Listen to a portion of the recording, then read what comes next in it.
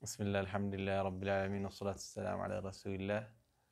أحبائي في الله هردفتوتا أبدي هجيتي بي إن شاء الله قبين هرا سكنتانا رقبت دي سنيف ياد دي دما يرو أما الأساس الشاجر كان كيسا يا أكما سنبيكتن بيكم سواي كندا نما هند بروانجي فكاتا ميديان هدون سوشال ميديان هدون وانما كنار راقبا ولا تكانس قدانس وانما كنار دبت إني بيكوس هيون فيارتي warri fayyaa hundumti isaanii wanti isaan dubbataa jiran waa'ee kanaati jechuudha. Inni fayyaa barates inni waa'ee fayyaa hin barannes yoo bante ilaalte kana godhi siif dubbata. Anna qabxiiwwan adda addaa irratti asirratti dubbachuu barbaada. Tokkoffaan uummanni keenya wanti inni beekuu qabu inni guddaan dhibeen kun akka jirri warri biraa jedhan yoon jechuu baadheeyyuu warri biraa vaayirasiin humti kun kireetii ta'eeti jedhu. Vaayirasiin kun uumameeti Ameerikaatu uume biyyoota biraatu uume jedhu. Dhuguma gaafa ta'anii ilaalan al-ittijaaha al-maakis sagantaa ittijaaha al-maakis Dr. Faisal Qaasim gareewwan isaa waliin wal mormu irratti maal dhagaa هل هو وباء حقيقي أم لعبة سياسية؟ dhukubni kun dhukkuba dhugaati moo tapha siyaasaati waan jedhamu gaaffii kana irratti waliin mari'achaa turan. Gaafan waan kana taa'ee ilaalu mee wanta jarri yaada isaan dabarsaa turan xiqqoosee isiniif dubbadhee isinillee achirraa kaastanii waan kana xiinxaluu dandeessu. Sagantaan kun sagantaa Aljaziiraa guyyaa Thulataa yookaan guyyaa Kibxataa sa'aatii 4 yookaan 4:10 booda kan darbudha. Sagantaan amma waa'ee warshinyii kanaa yookaan dhibee daddarbaa kanaa jechuudha. Sagantaa sana irratti faallamaan tokko maal jedha kun dhugaadha dhukkuba dhugaati kan jedhu jira. Tokko immoo tapha siyaasaatii jedha. Tapha siyaasaati isa jedhurraan isiniif dubbachuu barbaada. Tapha siyaasaati gaafa jedhu sun maal jedha Ameerikaan yeroo jalqabaatiif vaayirasii kana bara iseen itti kireetii goote yookaan bara iseen itti uumte dubbata. Bara akkasii irra uumte jedhee. Bara sanaan yoo seentanii googilii keessa yoo seentanii ilaaltan dhuguma bara sanatu jira. Bara 2015 uumte jedha vaayirasii kana. Ammallee fiilmii addunyaa irratti iseen gadhiistetu jira Ameerikaan. Fiilmii bara 2011 natti fakkaata fiilmiin kun. Fiilmii sana irratti illee Ameerikaan waan ganaa dhufaa jiru gadhiistee jirti. Haa ta'u malee yommuu teenyee amma immoo deebisnee ilaalle Ameerikaa miti kan addunyaa kana lakkoofsa jalqabaatiin rukutamaa jiru dhibee kanaan jettanii gaaffii kaasuu dandeessu. Dhuguma Ameerikaatu lakkoofsa heddummina kan dhibee nama ittiin qabamee keessaa tokkoffaa irratti addunyaa irratti Ameerikaadha. Akkamitti gaaffii jedhamuuf dura yaada jara sanaa haa fixume. Tapha siyaasaati erga jedhee booddee namtichi kun maal jedha?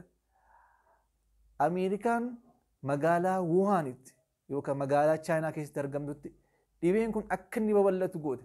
Sababni isaaf addunyaa irratti kan jarri kun wal dorgomaa jiraniif amantaadhaan miti jarri kun kan addunyaa irratti wal dorgomaa jiraniif diinagdeedhaan wal dorgomaa jiru siyaasaan wal dorgomaa jiru.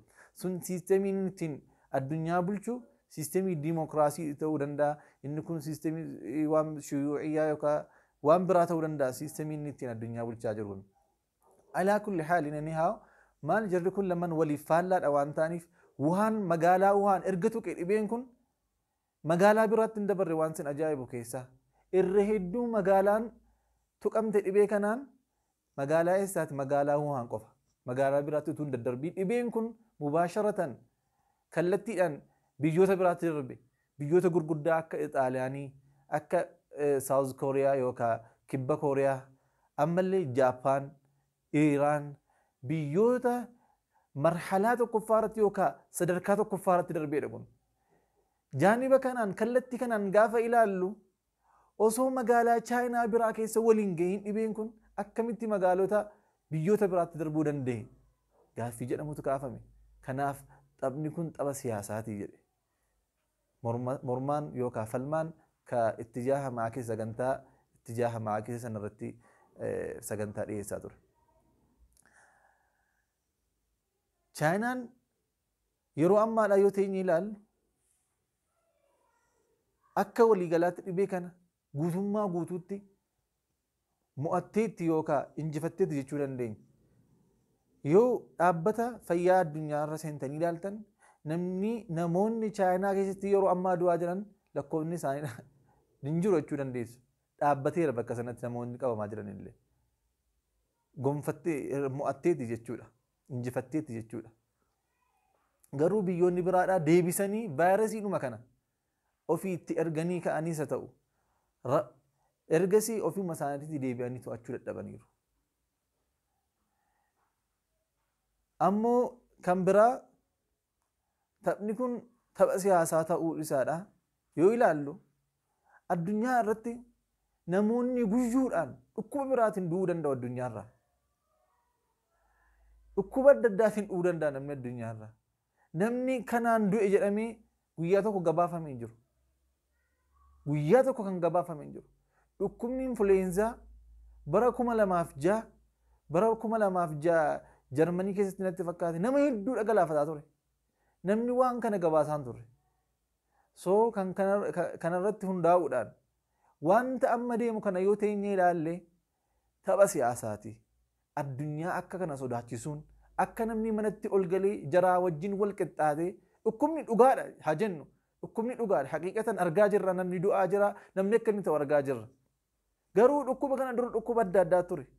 Dhukkubni HIV tureera. Dhukkubni biroon illee tureera. Dhukkubni nama fixu tureera. Akka kanaatti illee nama fixu bullee malee. Fakkeenyaaf amma HIV yeroo gaafa inni jalqaba awwajamu 2001 moo 2002 akka addunyaatti gaafa awwajamu akka faranjiitti lakkoofsa faranjiitti addunyaan kun hundumtu sodaattee turte.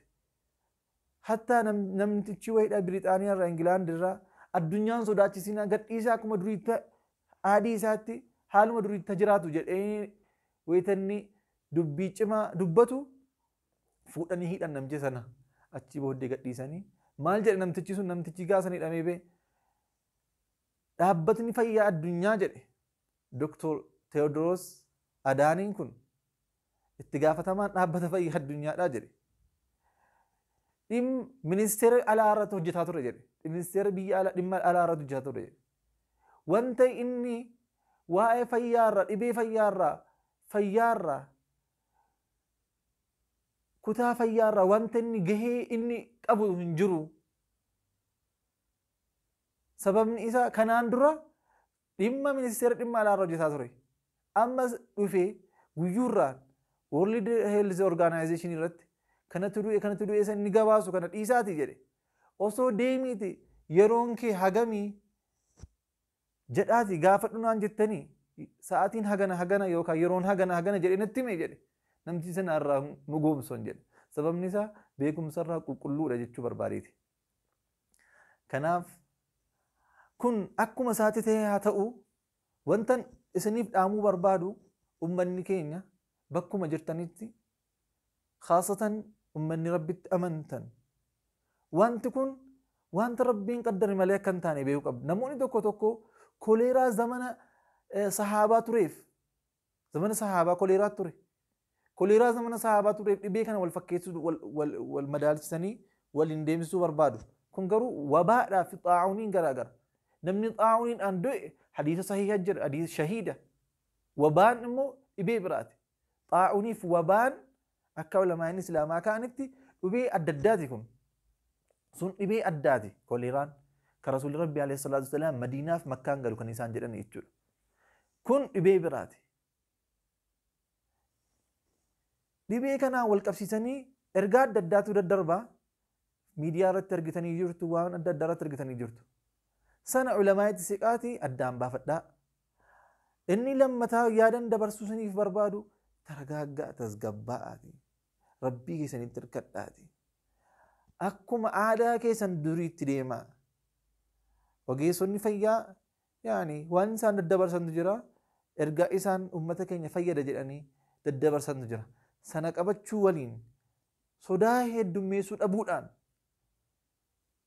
maaliif ummanni islaamaa wanti inni beekuu qabu wanta ittiin eegamutu jira dhikrii ittiin eegamutu jira hisnal muslimtu jira muslimni tokko akkamittiin akka ittiin eegamu maaliin akka eegamu اللهم إني أعوذ بك من البرص والجنون والجذام ومن سيء الأسقام حديث رسول الله إرجما حديث إرجما ربي يقول حديث يقول يا ربي هي أن لم تمارس استمجم فتله أم مرات تمارس استمجم فتله أن قرش مرة استمجم فتله وكما بدأهم درس استمجم فتله دعائي وان كان بسم الله الذي لا يضر مع اسمه شيء في الأرض ولا في السماء والسميع العليم كنين فيدمود أنا ذكري كان فيدمود أن كان ما في قلقل نمتج بسم الله الذي لا يضر مع اسمه شيء في الأرض ولا في السماء جري وهو السميع العليم نمتج كان جري إذا وانت تكون جرو جراني كناف جرى بسم الله الذي لا يضر مع اسمه شيء في الأرض ولا في السماء وهو السميع العليم بسم الله الذي لا يضر مع اسمه شيء في الأرض ولا في السماء وهو السميع العليم بكت نقدستي بكت دلدلتستي بكت قطستي بكت هجيجتستي